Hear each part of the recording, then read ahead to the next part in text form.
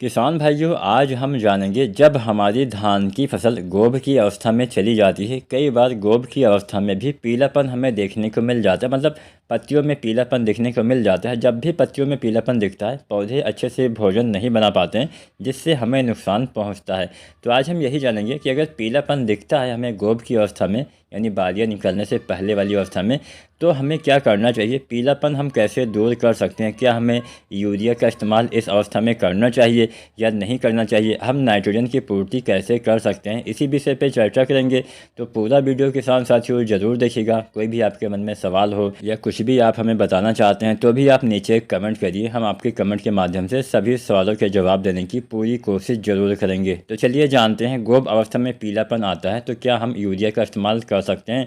अब यूरिया का इस्तेमाल आपको नहीं करना होता है। क्यों नहीं करना होता है?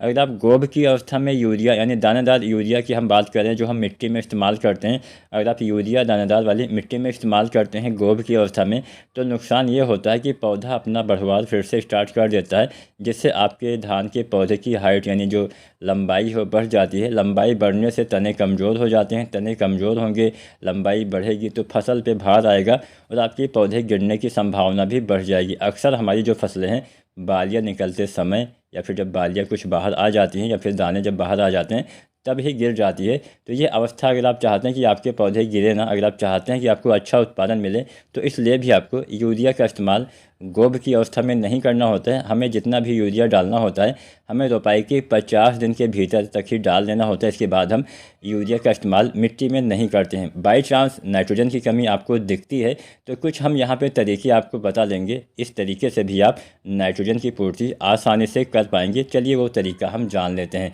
किसान साथियों, धान की गोभ अवस्था में हम कुछ खादों का इस्तेमाल करते हैं, जिससे हमारे धान की बालियों का निर्माण सही से होता है। पहली खाद हम डालते हैं यानी बालियाँ निकलने से पहले वाली अवस्था में, जिसको हम गोभ या फिर गबोड अवस्था बोलते हैं। इस अवस्था में पहली खाद हम डालते हैं NPK 05234। इसमें नाइट्रोजन नहीं पाया जाता है, इसमें फास्फोरस और पोटास यानी पोटेशियम, ये दो तत्व पाए जाते हैं। यहाँ पे 05234 के इस्तेमाल से बालियों का विकास अच्छे से होता है, बालियों की लंबाई, बालियों की मोटाई अच्छे से बढ़ पाती है। तो 05234 बालियाँ निकलने से पहले 1 से लेकर 1.5 किलो के आसपास डालना है, अच्छा लाभ मिलेगा। दूसरा चीज़ आपको डालना है बोरोन। जो बोरोन आता है 20% वाला, लगभग 100 से 125 ग्राम मात्रा बालियाँ निकलने से पहले जब आप 05234 डालते हैं, ठीक उसी समय आपको डालना होता है। इसके इस्तेमाल से पोलिनेशन यानी परागण सही से होता है, जिससे दाने के अंदर चावल सही से बन पाता है, चावल का भराव अच्छे से हो पाता है। तो ये दो चीज़ें बालियाँ आने से पहले डालना है। अब इसके साथ में अगर आपकी फसल में पीलापन दिखता है तो यहाँ पे आपको क्या करना है, यहाँ पे आपको दानेदार यूरिया जो है 2 किलो के आसपास लेना है, उसका आपको छिड़काव कर देना है। मतलब 05234 के साथ में ही आपको इसका भी स्प्रे कर देना है। पहले आप दानेदार यूरिया लीजिए, अच्छे से घोल बना के आपको इस्तेमाल कर देना होता है। तो दानेदार यूरिया कितना लेना है, 2 किलो के आसपास आपको लेना है। अधिकतम 3 किलो तक आप ले सकते हैं। 2-3 किलो यूरिया लीजिए, साथ में 05234, साथ में आपको बोरोन का इस्तेमाल कर देना चाहिए। यहाँ पे एक चीज़ आपको और मिला लेना है, जिससे पीलापन और जल्दी ख़त्म हो जाएगा, वो है 12% वाले जिंक। यहाँ पे जिंक सल्फेट का इस्तेमाल नहीं करना है।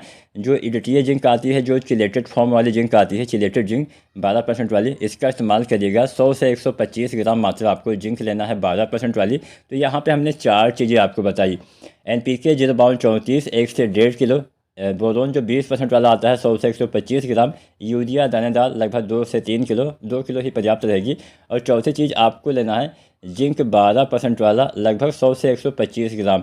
इन चारों चीज़ों का अलग अलग बर्तनों में, अलग अलग पात्रों में आपको घोल बनाना है। इकट्ठा घोलना नहीं, इस बात का ध्यान रखिएगा। अगर आप इकट्ठा घोल देंगे तो सभी चीज़ें बर्बाद हो जाएंगी। तो यहाँ पे सभी का अलग अलग आपको घोल बनाना है। उसके बाद में टंकी में एक साथ डाल के आप प्रयोग कर सकते हैं। इसके इस्तेमाल से बालियाँ आपकी अच्छी आएंगी, हेल्दी आएंगी।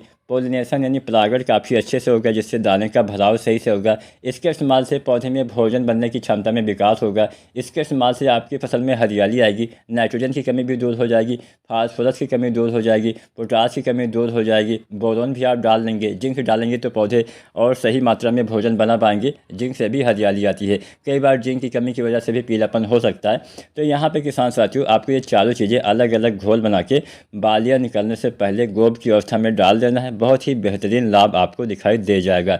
इसके बाद में जब धान में बालियाँ बाहर आ जाती हैं तो एक NPK आपको डाल देना है 0050। इसके इस्तेमाल से समस्त दाने का भराव, जितने भी दाने आते हैं उसमें चावल आसानी से बनेगा, दाने का भराव सही से होगा। इसके बाद कुछ नहीं करना है, बस नमी आपको बना के रखना है। इस बात का भी ध्यान रखना है नमी की कमी ना होने पाए।